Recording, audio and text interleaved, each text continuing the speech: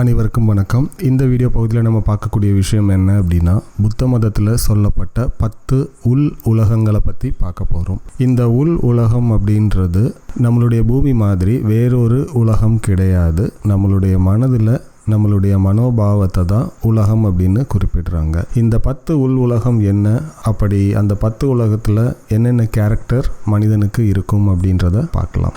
அது இல்லாமல் நமக்கும் புத்தருக்கும் உள்ள வித்தியாசம் என்ன அப்படின்றதையும் பார்க்கலாம். இந்த 10 உலகங்களுக்கும் வெவ்வேறு வகையான பேர்கள் கொடுக்கப்பட்டிருக்கு. அதில் முதல் உலகத்தோட பேர் நரகம் அப்படின்னு குறிப்பிட்றாங்க. நரகம் அப்படின்னா இந்து மத புராணங்கள்லையோ இல்லை கிறிஸ்தவ மதத்தில் சொல்லப்படுற மாதிரியோ வேறொரு இடம் அப்படின்றது கிடையாது. வேறொரு இறந்ததுக்கு அப்புறம் நம்மளுடைய ஆன்மா அனுபவிக்கக்கூடிய விஷயம் அப்படின்ற மாதிரி எல்லாம் இங்க கொடுக்கப்படல. நாம மனித பிறவியில் இருக்கும்போது வலி வேதனையை அனுபவிச்சு வாழ்ந்துட்டு இருந்தோம் அப்படின்னா, மகிழ்ச்சி இல்லாத ஒரு வாழ்க்கை முறையை வாழ்ந்துட்டு இருந்தோம் அப்படின்னா நாம நரகம் அப்படின்ற உள் உலகத்துல இருக்கிறதா எடுத்துக்கலாம் அப்படின்னு சொல்றாங்க.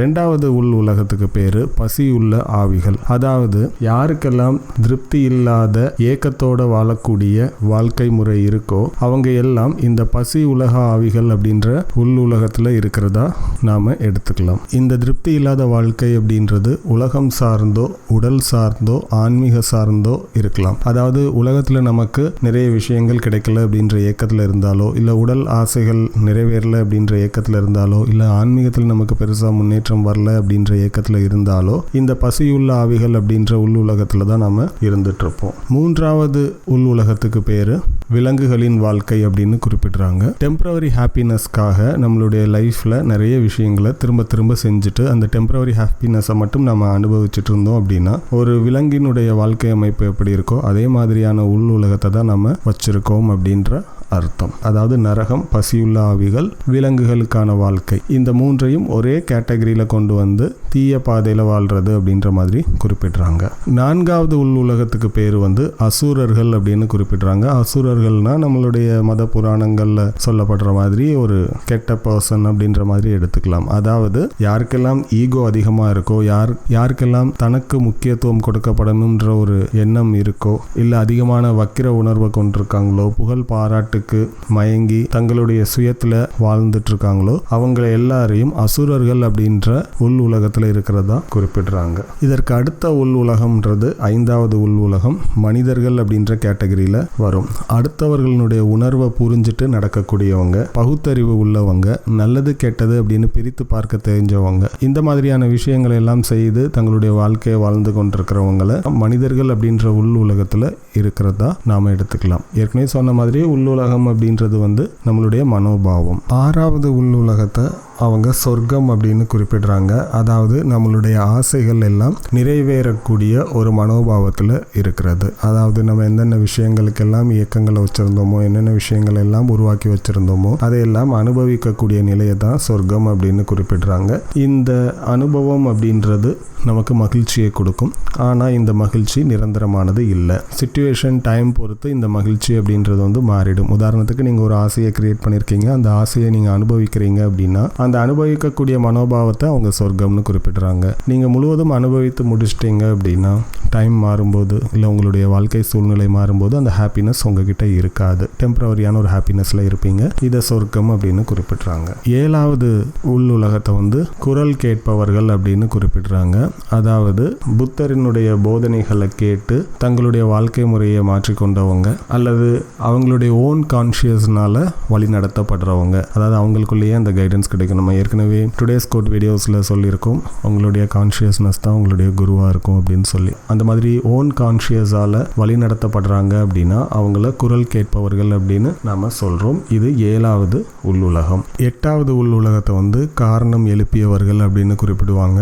இந்த மனோபாவத்தை வச்சிருக்கிறவங்க பெரும்பாலும் பற்றற்ற நிலையில இருப்பாங்க. இன்னர் கைடன்ஸ் அவங்களுடைய கான்ஷியஸ்னஸ்ல இருந்து கிடைச்சிட்டு இருக்கும். 9வது லெவல்ல இருக்கிறவங்களை போதி சத்வாஸ் அப்படின்னு சொல்லுவாங்க. போதி சத்துவர்கள் அப்படின்னு தமிழ்ல குறிப்பிடுறோம். இந்த போதி சத்துவர்களுடைய வேலை என்ன அப்படின்னா மக்கள் ஞானம் அடைகிறதுக்காக உதவி செய்யறவங்க தான் இந்த போதி சத்துவர்கள். கிட்டத்தட்ட குரு மாதிரி. இந்த போதி சத்துவர்கள் திரும்ப திரும்ப பூமியில பிறவி எடுத்துக்கிட்டே இருப்பாங்க. இந்த போதிசத்துவர்கள் அதிகமான இரக்கமும் அதே நேரத்தில் மற்றவர்களுடைய வலியை வாங்கி கொள்ளக்கூடிய மனோபாவத்தையும் வச்சிருப்பாங்க. மற்றவர்களுடைய மகிழ்ச்சிக்காக தங்களுடைய வாழ்க்கையை தியாகம் செய்யறதுக்கும் இவங்க தயாராக இருப்பாங்க. இந்த மாதிரியான மனோபாவத்தை வச்சிருக்கிறவங்கள போதிசத்வாஸ் அப்படின்னு குறிப்பிடுறோம். கடைசி உள் உலகம் புத்தர் அப்படின்னு சொல்கிறோம். புத்தர் அப்படின்றது ஒரு பர்சன் இல்லை, புத்தர்ன்றது ஒரு மனோபாவம். நிறைய புத்தர்கள் இருக்காங்க. நமக்கு தெரிந்தது சித்தார்த்தர் தான். அது இல்லாமல் நிறைய புத்தர்கள் இருக்காங்க. அந்த மதத்தில் நீங்கள் ஆழமாக உள்ளே போனீங்க அப்படின்னா நிறைய பெயர்கள் கொண்ட புத்தர்களை பார்க்க முடியும். இந்த 10வது உள்ளுலகம் புத்த நிலையை அடைகிறது அப்படின்றது கான்ஷியஸில் ரொம்ப ஹை லெவலில் இருக்கிறது. பெர்மனன்ட் ஹாப்பினஸ்ன்னு சொல்லப்படக்கூடிய நிலையில் எப்போவுமே இருக்கிறது. எப்போவுமே ஒரு நிலையான இன்பம் அப்படின்றது இருக்கும். உலக பந்தங்கள், உலகத்தில் இருக்கக்கூடிய சிரமங்கள்லேருந்து தங்களை விடுவிச்ச மனோபாவத்தில் இவங்க இருப்பாங்க. ஒரு நிறைவான வாழ்க்கையும் வாழக்கூடிய மனோபாவத்தில் இருப்பாங்க. இந்த நிலையை நம்ம பெர்மனண்டாக அடைஞ்சிட்டோம் அப்படின்னா நம்ம புத்தர்னுடைய மனோபாவத்தில் இருக்கிறதா எடுத்துக்கலாம்.